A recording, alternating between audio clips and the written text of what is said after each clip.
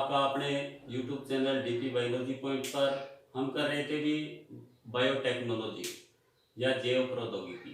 तो हम पढ़ रहे थे भी प्रतिबंधित एंजाइम या प्रतिबंधित एंडोन्यूक्लियस एंजाइम की क्रियाविधि। आज का अपना टॉपिक क्या है भी? प्रतिबंधित एंडोन्यूक्लियस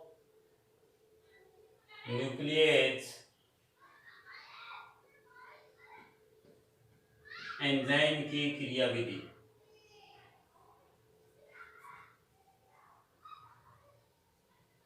इस एंजाइम को शॉर्ट में क्या बोलते हैं भी? REN यानी रेस्ट्रिक्शन एंडोन्यूक्लियस एंजाइम, यानी रेस्ट्रिक्शन एंडोन्यूक्लियस एंजाइम की इसकी हम क्रियाविधि पढ़ेंगे। यानी ये किस प्रकार डीएनए अणु को यानी द्विसूत्रीय डीएनए अणु को समान लंबाई के खंडों में काटते हैं। पिछले वीडियो में हमने थोड़ा सा ये पढ़ा था कि जो एंडोन्यूक्लियस एंजाइम है वो डीएनए अणु को विशेष स्थलों से काटते हैं भी। और आपको पता है भी विशेष स्थलों के बारे में हमने क्या लिखा था भी? यानी सबसे पहले ये क्या करेगा भी? डीएनए अणु में अपने विशेष स्थलों की पहचान करेगा। क्या करेगा? विशेष स्थलों की, और जिनको हम बोलते हैं पैलिंड्रोम, यानी किसकी पहचान करेगा? अभिज्ञान स्थल या पैलिंड्रोम की। तो सबसे पहले देखो पैलिंड्रोम क्या होता है, इसकी परिभाषा लिखनी है आपको। पैलिंड्रोम यानी द्विसूत्रीय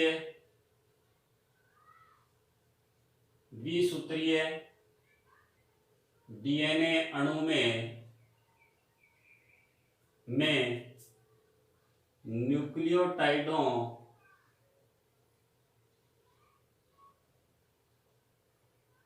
न्यूक्लियोटाइडों या नाइट्रोजनी क्षारकों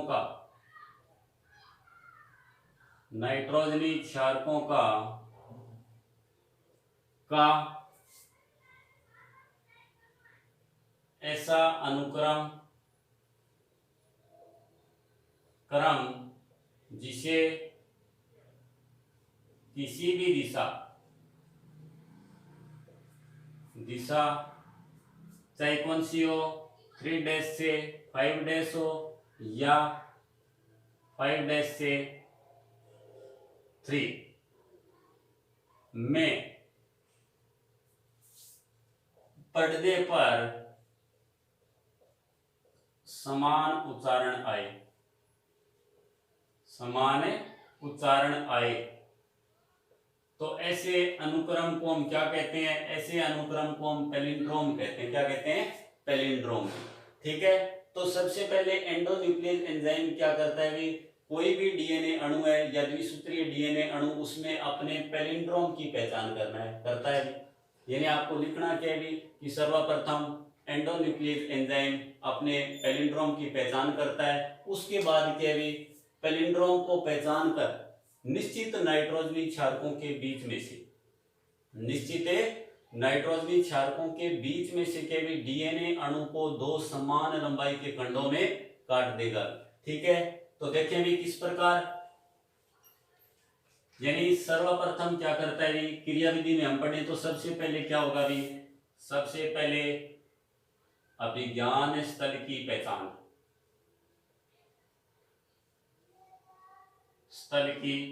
करेगा। स्थल की पहचान, ठीक है। और पहचान यानी किसकी पहचान कर रहा है? पैलिंड्रोम की। इसकी पैलिंड्रोम की। और उसके बाद क्या करेगा? उसके बाद दूसरा पॉइंट हम लिखेंगे भी, पहचान करने के बाद निश्चित नाइट्रोजनी क्षारकों के बीच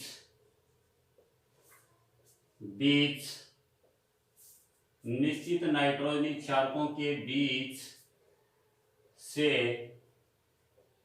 डीएनए अणु को मध्य भाग से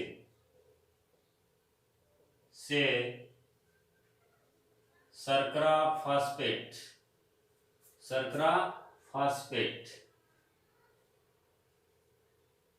के आधार भाग से, शर्करा फास्फेट के आधार भाग से दो समान लंबाई के खंडों में काटता है। ठीक है, ध्यान रखना भी सबसे पहले डीएनए अणु में अपने पैलिंड्रोम की पहचान करता है। पैलिंड्रोम की पहचान करने के बाद क्या होता है भी, करने के बाद निश्चित नाइट्रोजनी चालकों के बीच से डीएनए अणु को मध्य भाग से शर्करा फास्फेट के आधार भाग से दो समान लंबाई के खंडों में काटता है। याद रखना भी, जो एंडोन्यूक्लिक एंजाइम है वो कौन से बंधों को तोड़ता है या काटता है, वो शर्करा फास्फेट बंधों को। कौन से? शर्करा फास्फेट बंधों को। ठीक है, अब एक बात ध्यान में रखना भी कि हम बना रहे हैं पुनः संयोजी डीएनए, यानी हम पढ़ रहे हैं पुनः संयोजी डीएनए तकनीक, और उसमें किसका निर्माण करना है हमें? पुनः संयोजी डीएनए का। और पुनः संयोजी डीएनए का निर्माण करने के लिए एक तो विजातीय डीएनए चाहिए, दूसरा कौन सा? वाहक डीएनए, यानी दोनों का मिश्रित रूप क्या है? पुनः संयोजी डीएनए। तो याद रखना भी कि जब हमें पुनः संयोजी डीएनए का निर्माण करेंगे उससे पहले क्या है, विजातीय डीएनए को और वाहक डीएनए दोनों को खंडित करेंगे, यानी दोनों में समान लंबाई के खंड बनाएंगे। तो उसके लिए क्या है, जो एंडोन्यूक्लियस एंजाइम चाहिए वो सेम चाहिए। क्या चाहिए? सेम या एक जैसा, यानी दोनों को एक ही एंडोन्यूक्लियस एंजाइम से काटा जाना क्या है? आवश्यक है। क्यों है? क्योंकि प्रत्येक एंडोन्यूक्लियस एंजाइम का क्या होता है? अपना विशिष्ट पैलिंड्रोम होता है। क्या होता है? पैलिंड्रोम। और फिर क्या करेगा? निश्चित नाइट्रोजनी चालकों के बीच से वो क्या करेगा? डीएनए अणु को दो समान लंबाई के खंडों में काटता है। यदि हम क्या करें भी कि दोनों वाहक और विजातीय डीएनए को अलग अलग एंडोन्यूक्लियस एंजाइम से काट दें, तो उस टाइम क्या होगा? दोनों के जो चिपकने वाले सिरे क्या होंगे, क्योंकि दोनों के पैलिंड्रोम अलग अलग होंगे, और अलग अलग होंगे तो आपको पता है भी जो कटने वाले खंड है वो भी क्या होंगे?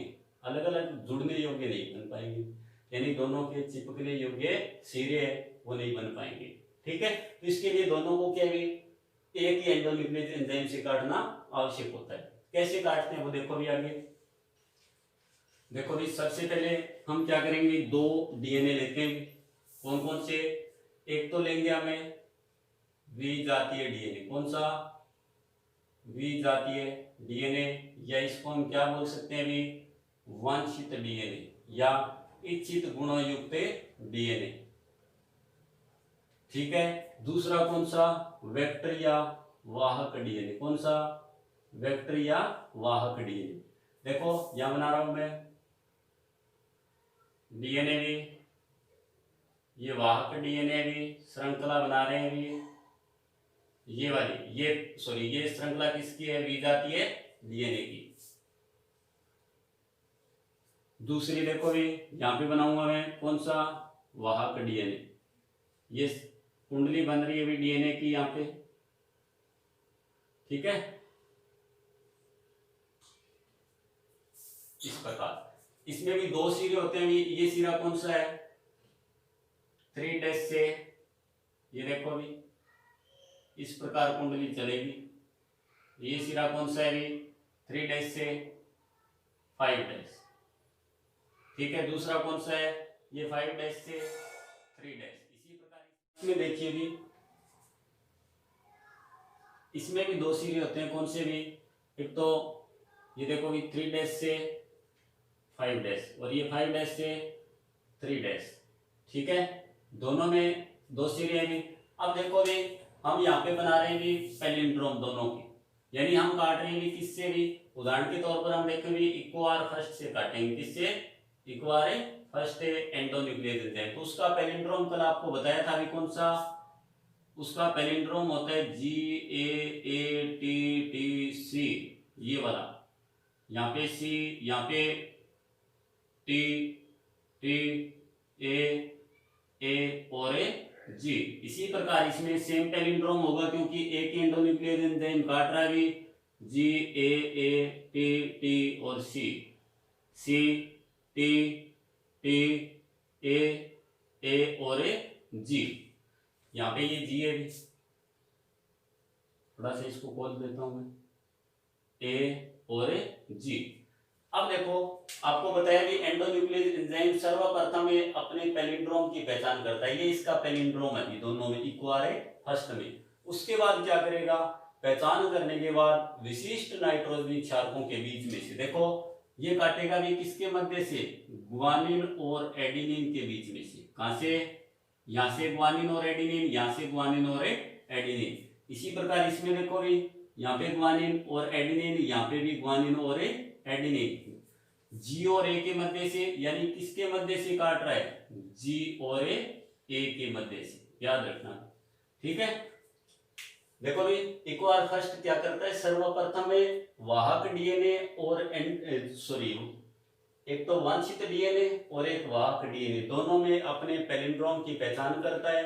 पहचान करने के बाद विशिष्ट नाइट्रोजन क्षारकों के बीच में से, अब देखो ये काट रहा है इस प्रकार, इसका एक खंड तो ये बन गया इतना, ये वाला, और एक ये वाला बन गया। इसी प्रकार इसमें एक ये वाला बन गया, एक ये वाला। अब देखो दोनों को जोड़ना है किससे, यानी खंडन तो आपने कर लिया, किसके माध्यम से, एंडोन्यूक्लियस एंजाइम के माध्यम से। ठीक है, यानी खंडन करने के बाद यहाँ पे क्या बचेंगे, खंड। देखो भी खंड, यानी खंडन करने के बाद कौन से खंड बचे, देखो भी, यानी इस प्रकार ये विजातीय डीएनए, विजातीय डीएनए इस प्रकार, इसका खंड कौन सा बचेगा, इधर वाला, जी सी टी टी ए और ए। ठीक है, हम इसका ये खंड लेते हैं, यहाँ पे हाइड्रोजन बंध नहीं होते भी, यानी नॉन हाइड्रोजन बॉन्डिंग सिरा आगे वाला ये। इसी प्रकार इसमें देखो भी, इसका हम लेते हैं तो कौन सा, आगे वाला, यानी इस खंड के साथ जो जुड़ेगा वो खंड लेते हैं, बाकी हटा देते हैं। यानी इस प्रकार,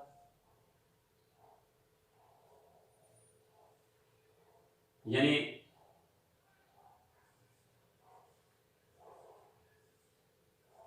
ठीक है। अब देखो कौन सा खंड लेना है हमें, ये वाला लेना है, ए कौन सा, ए टी टी और सी, इसके साथ जी, यानी इस खंड के साथ जो जुड़ेगा वो लेना है हमें। यानी हम जोड़ेंगे आगे किससे भी, यानी एक तो ये सिरा बन गया किसका भी, विजातीय डीएनए का, और इसका वाहक का ये बन गया। अभी दोनों खंड के भी एक ही एंडोन्यूक्लियस एंजाइम द्वारा काटे गए। इस खंड के भी इसमें जो सिटकी सिरे हैं, स्टिकी सिरे, वो चिपकने योग्य बनेंगे। क्या बनेंगे भी, देखो यहाँ पे ये खंड है तो इसका ये वाला सिरा कौन सा है, स्टिकी सिरा, जबकि ये वाहक का है तो इसका ये वाला सिरा क्या है, इधर वाला क्या है, स्टिकी सिरा। क्योंकि ये चिपकने योग्य नहीं है, क्योंकि ये स्टिकी सिरा नहीं है, क्योंकि हाइड्रोजन बंध बना हुआ है पहले से, क्या है, बंध बना हुआ है। यहाँ पर देखो, यहाँ देखो ये वाला जी है, सी के साथ हाइड्रोजन बंध बनाया हुआ है, जबकि टी ए ये किसी के साथ हाइड्रोजन बंध नहीं बनाया हुआ है, यानी नॉन बॉन्डिंग सिरा है, जो स्टिकी सिरा कहलाता है। क्या कहलाता है, स्टिकी सिरा। अब इस विजातीय डीएनए का स्टिकी सिरा और इस वाहक डीएनए का स्टिकी सिरा, दोनों के भी किससे जुड़ेंगे, लाइगेज एंजाइम। यानी यहाँ पे लिख रहा हूं मैं 3' से 5' से ये वाला 3' सिरा इसका भी, जबकि यहाँ पे 3' 5' 3'। अब जोड़ो किससे, लाइगेज एंजाइम द्वारा। लाइगेज एंजाइम द्वारा कौन सी क्रिया करेंगे हमें, लाइगेशन। कौन सी, लाइगेशन। यानी लाइगेशन में हम क्या करेंगे, लाइगेज एंजाइम एक तो वांछित डीएनए को किसके साथ जोड़ देगा, वाहक डीएनए के साथ। देखो कैसे, यानी ये वाला सिरा इस सिरे के साथ जुड़ेगा इस प्रकार। ठीक है, ये इसका सिरा है भी, जी सी टी टी ए और ए, जबकि आगे वाला जो हम जोड़ रहे हैं वो किसका होगा, किसका, वाहक का, ए टी टी सी और ए जी। ये इतना सिरा तो किसका है, यानी इसको हमें रेड से दर्शाने की कोशिश करें। देखो ये वाला सिरा ए टी टी और सी और ए ये वाला जी, ये किसका है, वाहक का, जबकि ऊपर वाला ये किसका है, इधर ये सिरा तो किसका है, इतना तो देखो ये वाला सिरा तो है विजातीय डीएनए का, जबकि आगे वाला जो हम यहाँ पे बना रहे हैं वो किसका है, वो है आपका किसका, वाहक डीएनए का। दोनों जुड़ने के बाद देखो आगे फिर वही बात है, अभी जुड़ गए, जुड़ने के बाद कुंडलित हो जाएंगे वापिस ये इस प्रकार, ठीक है। तो ये यहाँ पे जो डीएनए बना है कौन सा, ये वाला, ये बना है मिश्रित डीएनए, कौन सा, मिश्रित डीएनए। और इस मिश्रित डीएनए को हम क्या बोलेंगे भी, काइमेरिक डीएनए, क्या बोलेंगे, काइमेरिक डीएनए, या इसको हम बोलते हैं पुनर्संयोजी या पुनःसंयोजी डीएनए, पुनःसंयोजी डीएनए यानी पुनर्संयोजी डीएनए या पुनर्योगज डीएनए तकनीक में हमने क्या किया भी, एंडोन्यूक्लियस एंजाइम द्वारा डीएनए का खंडन करने के बाद उसके बाद लाइगेज एंजाइम द्वारा जोड़कर एक मिश्रित डीएनए प्राप्त किया हमने, उसको हम क्या बोलते हैं भी, पुनःसंयोजी डीएनए, क्या बोलते हैं, पुनःसंयोजी डीएनए। अब देखो यहाँ पे ये जो डीएनए बन गया इसके सिरे क्या होंगे, देखो ये 3 डैश से ये 5 डैश, ये 5 डैश से ये 3 डैश, ये पूरा डीएनए यहाँ पे क्या बन गया, काइमेरिक या रिकॉम्बिनेंट डीएनए या पुनर्योगज डीएनए, ठीक है। तो हमने देखा भी कि प्रतिबंधित एंडोन्यूक्लियस एंजाइम यानी कौन सा, इक्वार फर्स्ट, जब विजातीय डीएनए और वाहक डीएनए को खंडित करता है तो इस प्रकार के दोनों के अलग अलग खंड बनते हैं और दोनों खंड के भी चिपकने योग्य है, क्या है, चिपकने योग्य। इसी कारण क्या भी इनको लाइगेज एंजाइम द्वारा हम जोड़कर क्या बना लेते हैं, काइमेरिक डीएनए या पुनःसंयोजी डीएनए, ठीक है। आई बात इतनी समझ में। उसके बाद देखें भी जो हमने बनाया है क्या, पुनःसंयोजी डीएनए, क्या बनाया है, पुनःसंयोजी डीएनए, उसको किसमें स्थानांतरित करते हैं, आगे की क्रिया में तीर का निशान लगाऊंगा अभी, आप आगे करना है नीचे इसके, देखो कैसे, जो पुनःसंयोजी डीएनए बनाया है उसको हम किसमें, परपोसी सेल में, किसमें, परपोसी सेल में स्थानांतरण,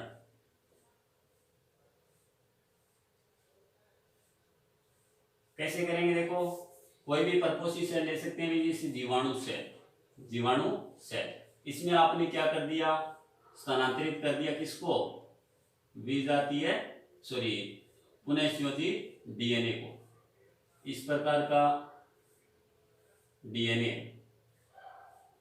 ये वाला, ठीक है, ये वाला पुनःसंयोजी डीएनए अभी जिसमें हमने क्या बनाया था, मिश्रित, यहाँ पे देखो GAATTC, यानी अलग अलग दर्शाने की आवश्यकता नहीं, आपने पहले दर्शा दिया उसको, तो यहाँ पे एक सिंपल सीधा सा बना रहा हूं मैं, ये कौन सा डीएनए है, काइमेरिक डीएनए, और ये काइमेरिक डीएनए को परपोसी सेल में स्थानांतरित हमने क्यों किया है, क्योंकि ये क्या करेगा भी, इसके जो इसका मुख्य डीएनए है ये वाला, ये इसका मुख्य डीएनए, ये मान के चलो इस डीएनए के साथ ये क्या करेगा भी, समाकलित हो जाएगा या जुड़ जाएगा, जुड़कर क्या करेगा, जैसे जैसे ये इसका मुख्य डीएनए प्रतिकृति या अपनी संख्या बढ़ाएगा उसके साथ साथ ये भी क्या कर लेगा, अपनी संख्या बढ़ाएगा, क्या करेगा, संख्या बढ़ाएगा, और संख्या बढ़ाने से क्या भी, जितनी संख्या इनकी बनेगी उतनी किसकी, इसकी बनेगी। उसके बाद हम क्या करते हैं भी, उसके बाद जो इनकी फोटोकॉपियां बनी या प्रतियां बनी है उनको क्या भी आवश्यकता के अनुसार अलग अलग जीवों में क्या करते हैं, स्थानांतरित कर सकते हैं, क्या कर सकते हैं, स्थानांतरित कर सकते हैं, ठीक है। तो ये अभी एंडोन्यूक्लियस एंजाइम की क्रिया की, ठीक है। उसके बाद छोटे छोटे 2 आवश्यक साधन और देख लेते हैं, कौन कौन से हैं भी, हमने पहला पढ़ा प्रतिबंधित एंजाइम, तो दूसरा कौन सा है, लाइगेज एंजाइम, कौन सा, लाइगेज एंजाइम। लाइगेज एंजाइम क्या होता है, लाइगेज एंजाइम क्या होता है, पुनःसंयोजी डीएनए निर्मित करने के लिए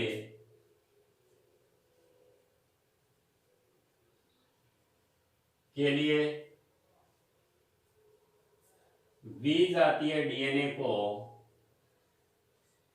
विजातीय डीएनए खंड को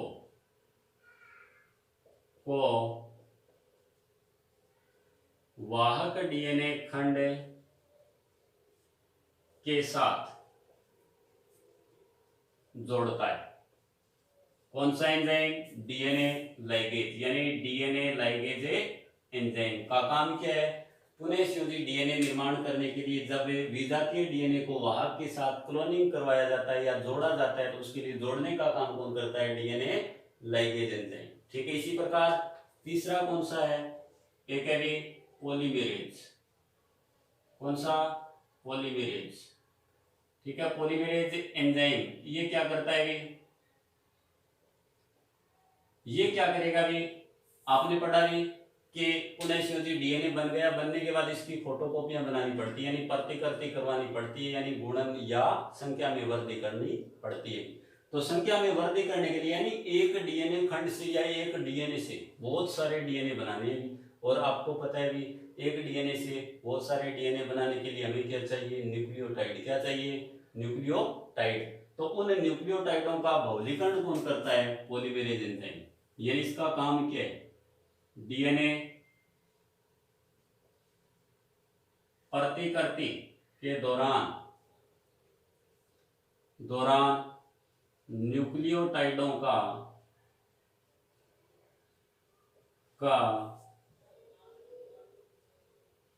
बहुलीकरण करना। क्या करना? बहुलीकरण करना। किसका काम है? पॉलीमेरेज एंजाइम का। किसका? पॉलीमेरेज। यानी जो एक डीएनए से बहुत सारे डीएनए बनाएंगे, उन नए डीएनए के निर्माण के लिए आवश्यक पॉलीन्यूक्लियोटाइडों का बहुलीकरण कौन करता है या उन न्यूक्लियोटाइडों को उपलब्ध कौन करवाता है? Polymerase enzyme. ठीक है, एक थोड़ा सा बता देता हूं। 4 नंबर क्या है? प्लाज्मिड। प्लाज्मिड इसके बारे में हमने डिटेल में तो कल पढ़ेंगे, लेकिन थोड़ी सी बता देता हूं कि प्लाज्मिड क्या होता है। प्लाज्मिड या हम यहाँ पे लेते हैं वेक्टर या वाहक। यानी प्लाज्मिड का उपयोग वाहक के रूप में किया जाता है। किस रूप में? वेक्टर या वाहक के रूप में। यानी वाहक क्या होता है? पहले तो ये देखो भी वाहक क्या होता है। यानी आपने ये पढ़ा भी जो इच्छित गुणों युक्त डीएनए या जीन है उसको क्या भी एक जीव से दूसरे जीव में क्या करना पड़ता है? स्थानांतरित करना पड़ता है। तो अपने आप तो होता नहीं है, क्या करना पड़ेगा? उसको वाहक के माध्यम से स्थानांतरित करना पड़ता है। तो वे सूक्ष्म जीव या वे जीव या डीएनए जो क्या करते हैं भी, जो एक विजातीय या वांछित जीन को या डीएनए को एक जीव से दूसरे जीव में स्थानांतरित करने का काम करते हैं, क्या कहलाते हैं? वाहक। क्या कहलाते हैं? वाहक। यानी वांछित जीन को, जीन या डीएनए को एक जीव से दूसरे जीव में स्थानांतरित करने वाले सूक्ष्म जीवों या डीएनए को वाहक या वेक्टर कहते हैं। वेक्टर कहते हैं। और याद रखना भी पुनः संयोजी डीएनए तकनीक में या आनुवंशिक अभियांत्रिकी में वाहक के रूप में उपयोग किया जाता है। किसका भी? एक तो प्लाज्मिड का। किसका? प्लाज्मिड। दूसरा कोस्मिड। तीसरा जीवाणुभोजी वायरस। जीवाणुभोजी वायरस ये मुख्य रूप से क्या है? वाहक के रूप में काम में आने वाले वेक्टर या वाहक है। यानी प्लाज्मिड सबसे ज्यादा काम में लिया जाता है। इसी प्रकार जीवाणुभोजी वायरस का उपयोग भी बहुत सारे जीवों में जीन स्थानांतरण या डीएनए स्थानांतरण के लिए किया जाता है। तो आनुवंशिक अभियांत्रिकी में वाहक के रूप में प्लाज्मिड का उपयोग किया जाता है, कोस्मिड का, जीवाणुभोजी वायरस का। ठीक है, अब देखो प्लाज्मिड क्या होता है भी, इसके बारे में हमें आगे पढ़ेंगे भी डिटेल में इसको भी। प्लाज्मिड क्या होता है, कहाँ पाया जाता है, इसके गुण क्या है, या फिर ये कैसे काम करता है, या इसमें ऐसे कौन से गुण पाए जाते हैं जिनके कारण क्या है इनका आनुवंशिक अभियांत्रिकी में आणविक क्लोनिंग में वाहक के रूप में सर्वाधिक उपयोग किया जाता है। ठीक है, इसके बारे में पढ़ेंगे डिटेल में। तब तक के लिए